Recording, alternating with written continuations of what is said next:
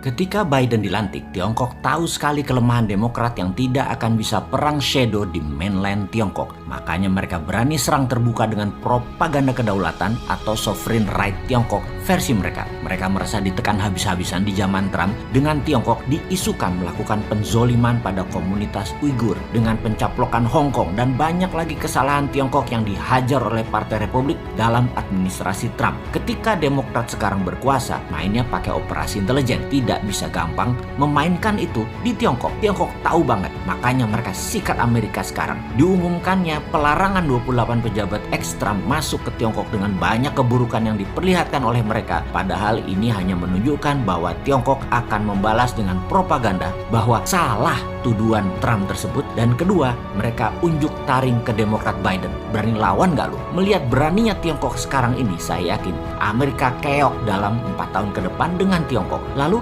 Indonesia bagaimana? Kita saat ini miring ke Tiongkok dalam hal menerima investasi Tiongkok di tanah air yang menyedot sumber daya alam mineral Indonesia. Secara akunting, emang negara untung? Ya enggak lah, mana buktinya? Lihat APBN tuh, ada nggak untungnya dari kehadiran Tiongkok di Indonesia yang menyedot sumber daya alam mineral tersebut? Mengapa? Gini loh dagangnya, saya urai ya. Urusan main mineral walaupun skala garasian lumayan lah. 25 tahun saya sudah berdagang hal seperti itu. Jadi kita melihat dari dua kacamata, sebagai penghasil mineral atau sebagai penjual mineral. Ini penting, karena kalau Anda sebagai penjual mineral, kadar kandungan mineral Anda harus tinggi supaya dijual dengan harga tinggi. Yang kedua, yang geblek adalah harga internasional yang kita anut. Ingat, kata geblek akan saya ulang-ulangi ke depan ya, biar seru gitu loh. Di sisi lain, sekarang Anda adalah pembeli mineral. Benar, Anda ingin kandungan mineralnya besar, namun Anda ingin beli dengan harga kandungan mineralnya kecil. Paham? Belum paham? Saya lanjut ya. Begini misalnya, kandungan nikel, Anda penjual nikel ore atau mentahan atau masih dari alam, belum diproses, katakanlah dari tanah kandungan Anda per ton ada 500 gram nikel. Ini hanya contoh ya, for the sake of discussion ya. Maka sebagai pembeli Anda ingin kandungan nikelnya besar, betul ya? Namun itu bukan mental pedagang. Pedagang akan bilang, kita tes ya kandungannya. Nah, alat tes tadi yang ada di seluruh lab komersial dunia itu rendah sensitivitasnya. Jadi dibacanya paling 400 gram nikel, padahal bisa 700 gram aslinya nanti setelah diproses. Ini kita tahu banget. Jadi pinternya semua itu dimainkan di alat dan disertifikasi. Jadi alat ukur yang ada di lab, di lembaga lab tes mineral tadi, dari sononya, dari pabriknya, mesin tes tadi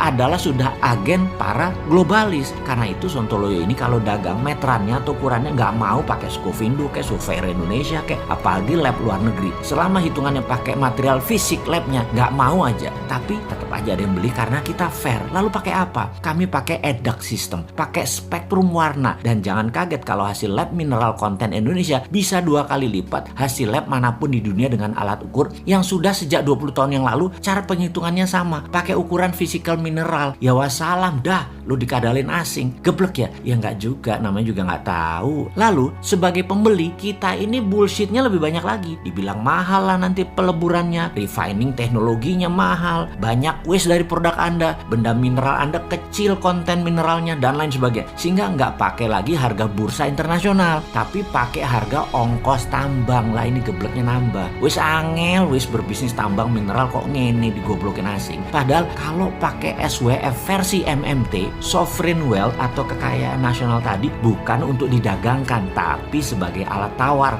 atau sebagai underlying cetak uang.